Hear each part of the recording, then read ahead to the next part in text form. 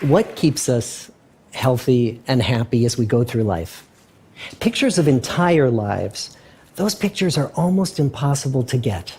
The Harvard study of adult development may be the longest study of adult life that's ever been done. For 75 years, we've tracked the lives of 724 men. Year after year, asking about their work, their home lives, their health.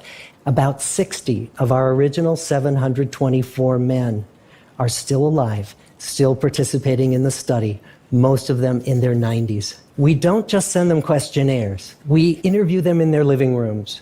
We get their medical records from their doctors. We draw their blood. We scan their brains. What are the lessons that come from the tens of thousands of pages of information that we've generated? The clearest message that we get from this 75-year study is this: good relationships keep us happier and healthier. We've learned 3 big lessons about relationships. The first, it turns out that people who are more socially connected to family, to friends, to community are happier, they're physically healthier, and they live longer. And the experience of loneliness turns out to be toxic. People who are more isolated find that their health declines earlier in midlife, their brain functioning declines sooner, and they live shorter lives. So the second big lesson that we learned is that it's not just the number of friends you have, but it's the quality of your close relationships. High conflict marriages, for example, without much affection, turn out to be very bad for our health, perhaps worse than getting divorced. The people who were the most satisfied in their relationships at age 50 were the healthiest at age 80. And the third big lesson that we learn is that good relationships don't just protect our bodies, they protect our brains. In your 80s, the people who are in relationships where they really feel they can count on the other person in times of need, those people's memories stay sharper longer. So what about you? What might leaning into relationships even look like?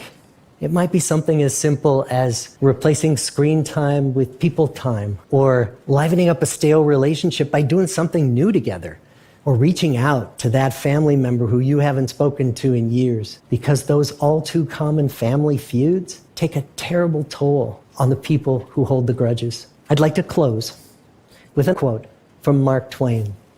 "There isn't time.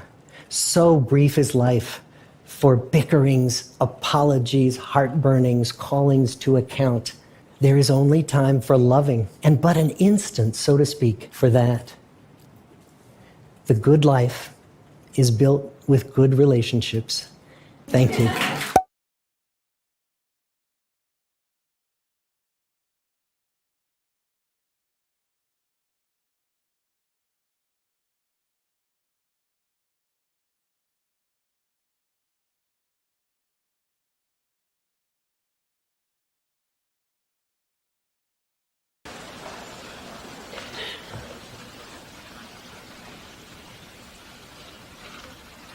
Friends,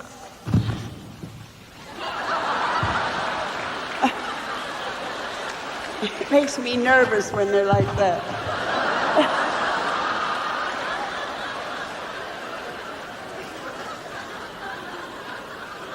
It's very hard, I'm sure, for all of us to take in so much emotional feeling. I know I feel like a sponge that has sucked up and sucked up and sucked up and doesn't know what to do with what it's got, you know.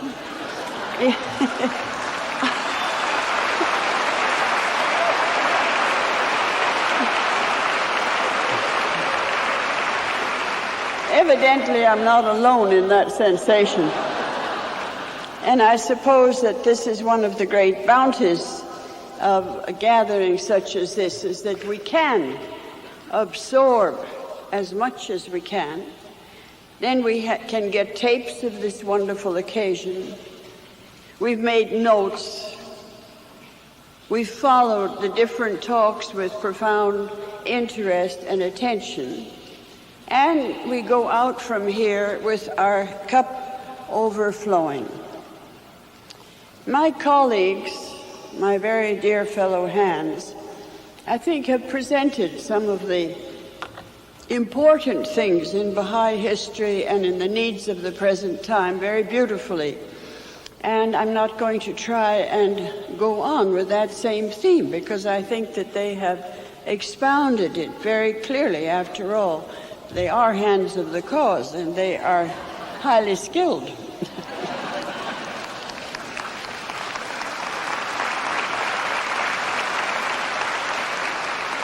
So I thought that I would tell you a few anecdotes, things that have come to my mind about the Baha'is and about events in the past, because we're all very fundamentally simple people here. And we're devoted Baha'is, whether we're born Baha'is, whether we're Baha'is of 5 days standing, whether we're people that are not yet enrolled as Baha'is. Still, we're fundamentally nice, simple, sincere human beings. And then we leave this place and we go out into the world, and according to our capacities, we will try and share with others, our family, our friends, the public, our schoolmates if we're young people, our working mates in different professions and jobs that we're in, something of what this has meant to us and what it means, we think, for the city of New York and for the world. But the whole picture in life, aside from the great outlines of immense values, is always composed of little bits of pieces. And we're the little individual pieces that make up the whole. And I am always very moved by stories of Baha'is. I see things perhaps in a simple way in my mind. I see things in terms of stories and of people and of incidents. And I was thinking of my mother so often here. She was one, as you know, of the disciples of Amatu'l-Bahá. And she was a very wonderful person, and from the time she was about 20, she was almost all her life an invalid, and very frail and suffered a great deal. But she was also a very dynamic servant of the faith. Whenever I came to New York with Mother, which we did very often because Montreal was very cold, and she suffered from the cold, so we came down sometimes for a month or two in the worst of the Canadian winter to New York, and at other times. And my mother would take a taxi, and she would go to 87th Street here in New York, on the river on that side, near the Hudson. And she would get out and stand in front of the house of Mrs. Champney. I don't know who it belongs to now or whether it even looks the way it used to. And she would stand there silently and pray, because this was the place that Amatu'l-Bahá had been in New York. This was the place that he had lived, in the Champney home, and where he had received so many hundreds of guests, and where he had had this great impact on the city of this very famous and very important metropolis of the world. It's nice to remember the intimate things about human beings. I can relate much easier to acts of other people and the character of other people than I can to a long scientific treatise. I can read it. Hopefully I can understand it, but it won't move me as much as just ordinary human beings' experiences. And so I thought I would tell you a few anecdotes about the older Baha'is. When Martha Root was coming to Montreal, you know, Shoghi Effendi called her the star servant of Baha'u'llah. She's the one who gave the message to Queen Mary of Romania, to other crowned heads in Europe, to presidents, to people of great importance, politically, socially, and so on. And she came to Montreal, and I was about 16 or 18. And I had, of course, a great love for my mother, and also I was very proud of my mother, because I knew she was one of the first Baha'is of the West, and she was May Maxwell and so on. And my mother made a terrible fuss about Martha coming. And in my 16-year-old mind, I thought, well, she really, it isn't necessary to make quite so much fuss. So she bought a beautiful bunch of tulips. It was in the spring. And she put them on the radiator in the vestibule of our home in Montreal, which is now called a Baha'i shrine because it was visited by Amatu'l-Bahá, and he slept there for a few days. And as she went out to call, to have a radio call, or visit the head of the radio station of Montreal. It was the beginning of radio then, no television. And as she went out of the front door to go and call on the man who was the head of the radio station, that my mother hoped would accept to let her speak on the air for the first time in Canadian history about the faith, she picked up one of these tulips, a raw tulip out of a vase, just one.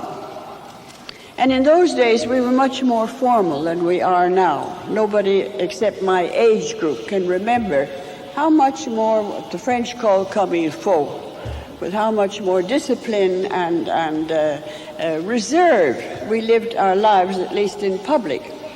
And I'd never seen anybody pick up a tulip and walk out of the front door. So Martha went down. My mother told me about this afterwards. I was not present. And she walked into the radio station and met the head of it, and my mother introduced her, said, "This is Miss Martha Root." And she was a very homely woman and had no sense of clothes whatsoever. And her head was cut like a spaniel's hair, like this, her hair. And she was full of wrinkles. Anyway, she walked in, Mother said, and she walked over to this man, and she said, "I brought you this," and she handed him this naked tulip without any tissue paper or anything around it. And the man took the tulip in his hand, and his eyes filled with tears, and he said, "How did you know I am a Dutchman?"